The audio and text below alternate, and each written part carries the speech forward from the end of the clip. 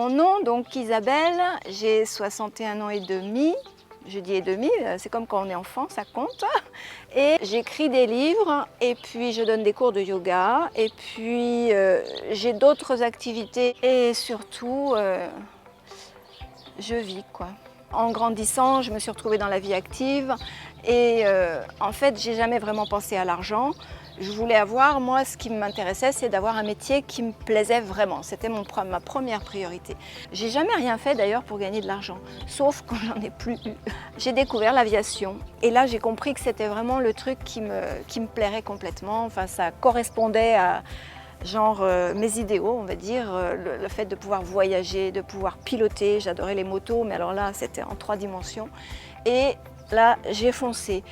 Ce qui était important pour moi par rapport à l'argent, c'était de ne pas y penser. Donc je voulais un métier et j'avais enfin trouvé un métier qui me plaise, qui rapporte de l'argent et je n'avais pas besoin de me soucier de cet argent. J'avais une paye qui tombait, je n'avais pas des gros besoins, j'ai toujours eu une vie assez simple, enfin je suis assez proche de la nature, je n'ai pas des besoins extravagants, donc j'étais vite satisfaite et voilà, je ne me suis jamais préoccupée d'argent pendant ma vie de pilote. Mon compte en banque se remplissait, puisqu'il se vidait quasiment pas, puisque je ne dépensais pas grand-chose.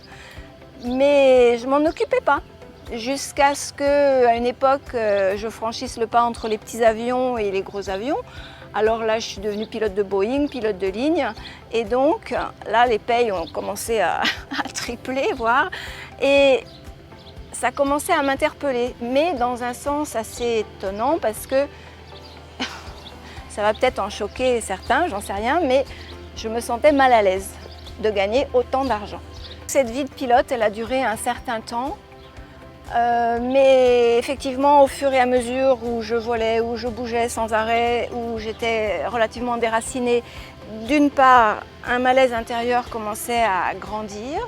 À une époque, il y avait tellement de questionnements et puis également de douleurs, etc., que j'ai rencontré le yoga, j'ai commencé le yoga. Il y a eu une période, un break dans l'aviation, puisque j'ai passé 3 ans en Inde quasiment pour approfondir cette science qui m'apparaissait comme une porte pour comprendre ce que je faisais là dans cette vie, à tourner autour de la planète avec des avions, sans toucher terre, à gagner plein d'argent.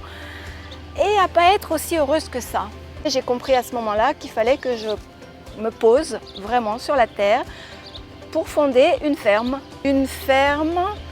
yogique, écologique, dans laquelle, dans mon idée, j'allais accueillir, organiser des stages de yoga, de permaculture, d'écologie, de tout ce qui pouvait apporter un mieux-être à la fois aux humains, aux animaux, à la planète, etc. Donc dans cette transition entre l'aviation dans les airs et la ferme sur la terre, malgré les terreurs, il y a une chose qui me rassurait, c'est que d'une part j'avais quand même un bon matelas financier de toutes mes économies de pilote que j'avais évidemment pas utilisées puisque je consommais pas grand-chose. J'ai acheté des terrains et puis sur ces terrains il n'y avait rien.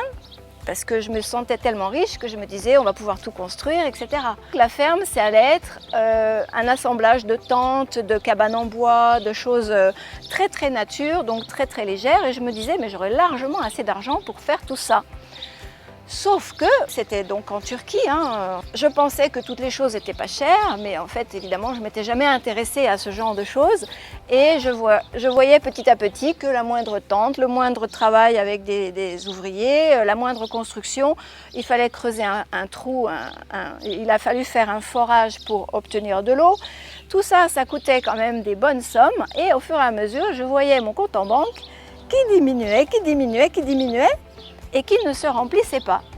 Donc là, j'ai commencé à me poser quelques questions et je crois que c'est la première fois de ma vie où je me suis retrouvée à me demander comment faire. La vie de cette ferme de cette façon-là a duré 4 ans et au fur et à mesure, le truc aussi, c'est que je n'arrivais pas à faire payer les gens un stage d'une façon correcte. Je ne savais pas faire.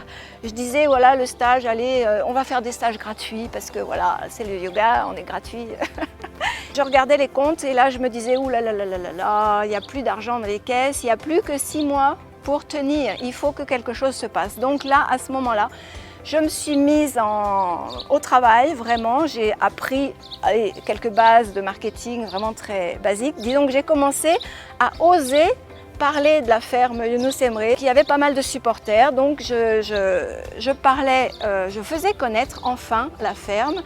J'établissais un programme, j'établissais quelque part un projet avec dans ma tête l'idée de développer cette ferme et donc enfin de la faire s'autofinancer. Le 12 septembre 2012, un incendie s'est déclaré qui a ravagé la ferme.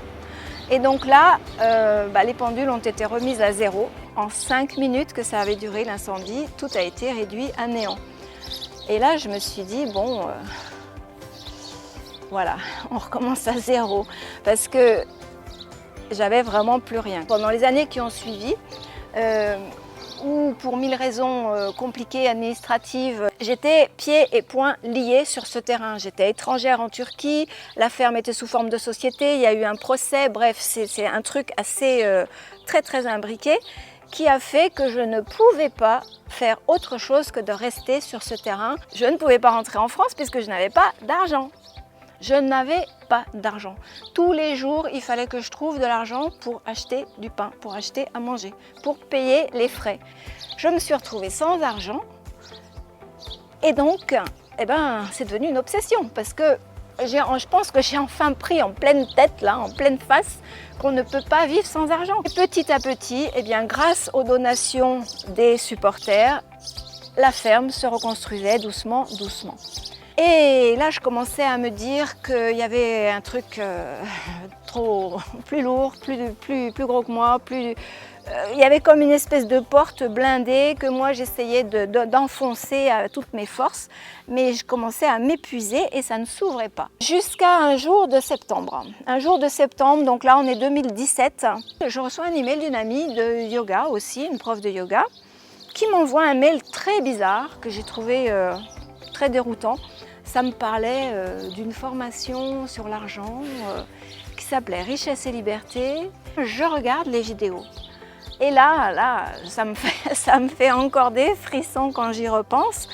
Parce que la première vidéo de Nathalie que j'ai vue, c'était donc en fait le lancement de Richesse et Liberté. J'ai fondu en larmes, littéralement. Je me suis liquéfiée. Je me suis dit, mais c'est pas possible, elle voit en moi là. C'était un rideau qui se levait en fait sur une nouvelle réalité des choses. Il me faut cette formation, mais je n'ai pas un centime devant moi. Je me rappelle qu'à cette époque, j'avais exactement 34 € que je pouvais toucher, disons. Et je me suis dit, je ne vais pas pouvoir me payer ça, mais il faut que je trouve un moyen, L'idée qui est arrivée, qui était la seule possible, c'était d'aller encore une dernière fois demander aux supporters qui m'avaient aidé jusqu'à présent. Et ça s'est passé. Mes supporters, ma maman également, ont contribué à l'achat de cette formation. Et là, ça a été un pas de géant.